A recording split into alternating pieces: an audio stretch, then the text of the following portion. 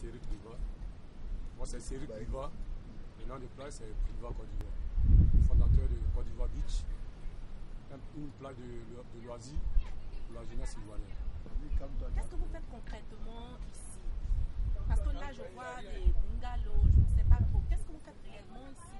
Nous, normalement, on possède des places qu'on livre à des jeunes qui quittent Abidjan parce que tout le monde ne peut pas avoir accès aux hôtels. Donc, on a mis des coins, des locales où ils peuvent arriver avec 200, 300, 500. On peut leur donner la place.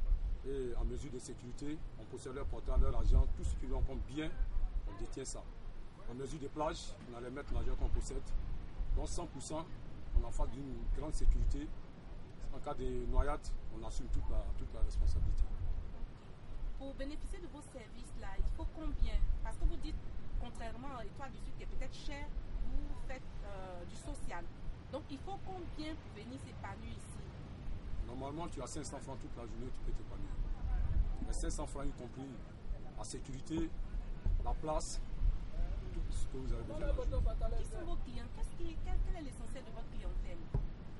Notre clientèle, c'est la jeunesse et la population.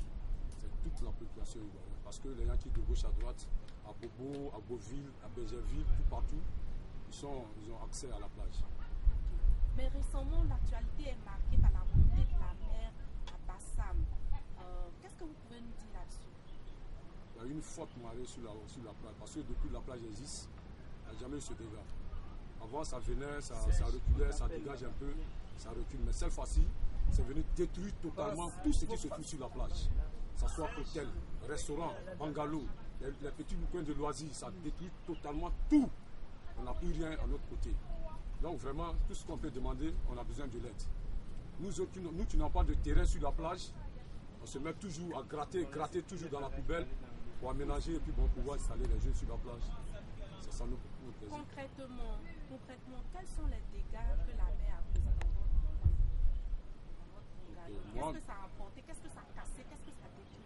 Moi, totalement, ça a pris même la moitié de mon hangar, c'est-à-dire le magasin, le restaurant, le mati, tout ce que j'avais. Il y avait un magasin où je mettais toutes mes affaires. C'est-à-dire la boisson, le frigo, tout ce que j'avais comme des biens, quoi, tu vois. Les planches, tout ce que je possède se trouvait dans le magasin et la mer emportée. Ça a cassé le marché, comment on appelle le kiosque, les dames, où elles faisaient leur truc à manger aux clients, ça a tout emporté. Tout ce que j'ai comme bâtiment, ça a tout emporté. C'est seulement moi, je n'ai plus rien. Je suis là seulement dans la souffrance. Maintenant, quelle est l'initiative qu'en interne? Parce que depuis les conséquences négatives de la montée de la mer, qu'est-ce que vous avez entrepris pour essayer de freiner ça à l'avenir? Moi, totalement, tout ce que j'ai comme idée, c'est à ce que les gens ouvrent l'embouchure. Moi, c'est la seule manière pour pouvoir stopper tous ces dégâts. En tant que l'embouchure n'est pas ouverte, tous ces dégâts vont toujours revenir. Parce que l'embouchure est ouverte, la marée ne peut plus revenir à l'autre côté, ça peut faire rentrer maintenant dans l'embouchure. Là, il y a un tunnel. Voilà, c'est ce que nous on peut demander aux autorités de chercher. S'il faut ouvrir l'embouchure, c'est très important pour nous.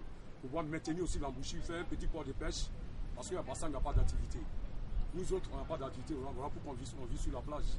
On aller à la plage, on en a des ordures pour pouvoir gagner à manger. Est-ce que depuis qu'il y a eu la montée de la mer, est-ce qu'il y a eu des pertes de vie humaine? C'est seulement au niveau de Bassam, il y a eu perte de biens matériels. Au niveau de la vie, non. Est-ce que vous pouvez nous dire si, depuis que la mer a agi de la sorte, votre clientèle a été est-ce que c'est en baisse? Qu'est-ce que vous pouvez dire à ce niveau? C'est seulement côté clientèle. Il y a eu une baisse clientèle. Parce que la jeunesse, maintenant, ils ont peur de venir à la plage parce que la marée est très élevée. Et nous autres, on est sur la plage, on leur dit souvent aussi de ne pas trop nager. Donc ça fait que ça recule un peu la clientèle. Voilà, sincèrement, ça recule la clientèle. À la fin de cet entretien, quel est votre cri de cœur à l'endroit des autorités pour régler ce problème? Parce que certaines personnes parlent de construire une digue. Qu'est-ce que vous pouvez dire aux autorités véritablement pour freiner cette montée des eaux? Moi, c'est seulement mon cri de cœur. C'est d'ouvrir l'embouchure. Parce qu'ici, à Grand Bassam, il n'y a pas d'activité. Les jeunes Bassamois souffrent beaucoup. Une fois l'embouchure est ouverte, ça peut lui donner plus d'activité. On va mettre des marchés, des petits marchés, un plage de maquis sur la plage, avoir aussi un petit port de pêche pour que les jeunes aient des activités, quoi. Donc mon cri de cœur, c'est d'ouvrir l'embouchure. À ce que les jeunes aussi sont sur la ville, il y a un petit business sur la plage, et puis bon, de l'aide aussi pour de notre hangar, nos bungalows surtout, quoi. Il faut qu'on nous aide, parce qu'on souffre beaucoup. Et puis au corridor, là, à la rentrée sur le pont, là, il y a les gens qui sont là, qui bloquent les jeunes, qui les prennent dessous, qui leur disent qu'ils sont des maîtres ou qu'ils ne sont même pas des maîtres nageurs, qui ont des raquettes là-bas, et puis en bordure de plage. Nous, moi, étant propriétaire de plage, vivant en Côte d'Ivoire, je souffre beaucoup. Voilà, je fais face à ce grand problème, quoi. Est-ce que vous pouvez revenir un peu de sur les difficultés que vous rencontrez au quotidien dans votre activité? Surtout, ce qu'on rencontre sur nos activités, les noyades. Parce que chacun assume la responsabilité de son hangar. Quand les jeunes viennent, on leur dit qu'il y a les maîtres nageurs. Ok, les gens les raquettent, mais il n'y a même pas les marins qui mettent en bordure de plage. C'est nous les mêmes encore qui les maîtrisent en bordure de plage. Donc je me dis qu'on souffre beaucoup. On a besoin de l'aide. Initialement, quelle est votre formation? Vous êtes maître nageur ou bien propriétaire privé de plage? Moi, normalement, j'ai suivi une formation hôtelier.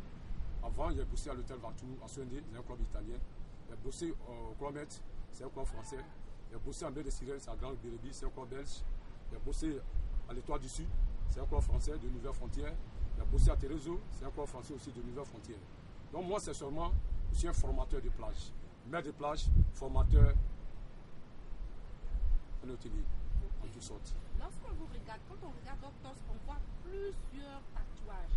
C'est dû à quoi? Est-ce que pour être maître nageur ou bien formateur de plage, il faut tous ces activités-là? Merci bien, madame. Parce que cela, ça me fait très plaisir. Celui qui adore la plage adore les designs. Tout ça, c'est les designs de plage. C'est-à-dire, quand tu adores la plage, il faut mettre tout ce qui fait plage, il faut mettre ça sur toi, quoi, tu vois. Donc, moi, j'adore la plage, donc j'adore les tatouages. Je vous remercie. Merci beaucoup. Zada, quoi.